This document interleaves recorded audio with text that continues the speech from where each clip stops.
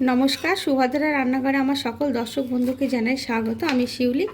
দেখো, আজকে আমি ক্যাপসিকাম নিয়ে এসেছি। হ্যাঁ, দুটো ক্যাপসিকামের আচার বানাবো। ভীষণ সুন্দর হবে খেতে, রুটির সাথে, লুচির সাথে, পরোটার সাথে, মানে ভীষণ ভালো লাগবে। তোমরা যারা মানে সবসময় একঘেয়ে এটা ওটা দিয়ে খেতে ভালো লাগে না, তখন দেখবে এরকম ক্যাপসিকামের আচার দিয়ে খেতে অসম্ভব সুন্দর লাগবে। আমি কিভাবে বানাচ্ছি তোমাদের সাথে সেটা শেয়ার করবো। আমি এগুলো কেটে নিই। হ্যাঁ, আগে কেটে এরকম দেখো লম্বা লম্বা করে জুলিয়ান শেপে আমি এগুলোকে কাটছি, কেটে আমি রেডি করে নিচ্ছি। দেখো, আমি সব ক্যাপসিকামগুলো কেটে রেডি করে নিয়ে এসেছি। এবারে কি করব দেখো, এবারে আমি এটাকে লবণ মাখিয়ে রেখে দেবো। কতক্ষণ বলো তো? 5-6 ঘন্টা। হ্যাঁ, ওভারনাইট রেখে দেবো। 5-6 ঘন্টা এবার রেখে দেবে তোমরা। তারপর এটা দিয়ে জল বেরিয়ে যাবে। তারপর আমি নিয়ে আসছি, 5-6 ঘন্টা পর আসবো।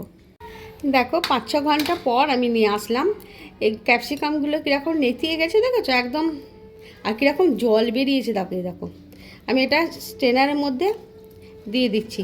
জলগুলো পুরো ছেঁকে বেরিয়ে যাবে। এই যে সবুজ জল বেরিয়ে গেছে, জলটা ঝরে যাক।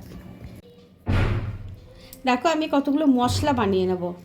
তার জন্য নিয়েছি, এগুলো হচ্ছে ধনে, গোটা ধনে, 2টো শুকনো লঙ্কা, কতগুলো গোটা কালো গোলমরিচ, এটা হচ্ছে মৌরি, আর এটা হচ্ছে সাদা সর্ষে, কালো সর্ষে।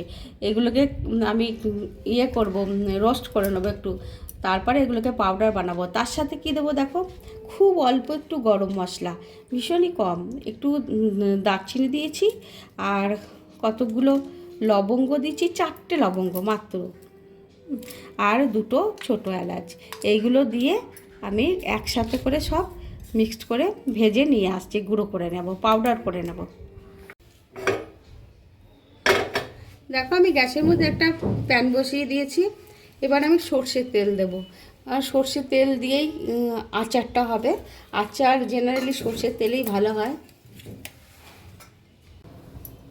দেখো, আমি বেশ অনেকটাই তেল দিয়েছি, একটু সর্ষের তেলটা একটু বেশি বেশি লাগবে। এবার আমি ফোড়নে দিচ্ছি হিং। হিং দিয়ে দিলাম ফোড়নে। এবার আমি ক্যাপসিকামগুলো জল ঝারিয়ে রেখেছিলাম দিয়ে দিলাম।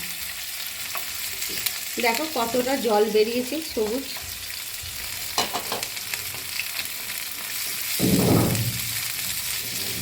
গ্যাসটা একদম সিলে করে দিয়েছি। এবার আমি দেখো দেব হলুদ গুঁড়ো, পরিমাণ মতো হলুদ দিয়ে দিলাম। কাশ্মীরি রেড চিলি পাউডার দিয়ে দিলাম কালারের জন্য, জাস্ট একটু। আর স্বাদ মতো লবণ দেব, স্বাদ অনুযায়ী লবণ দিয়ে দিলাম।